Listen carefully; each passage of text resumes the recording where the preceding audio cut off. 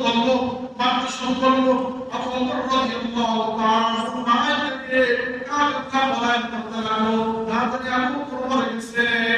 আবু বকর জবাব করে আমাদের বংশ এক বংশের সাথে এখন যুদ্ধ লিপ্ত হয়ে যাবে কাকা হয়ে পলায়ন করতে লাগলো তারপরে আছে আবু বকর ভাই আবু বকর ভাইয়ের তারপর আল্লাহ সুবহানাহু যে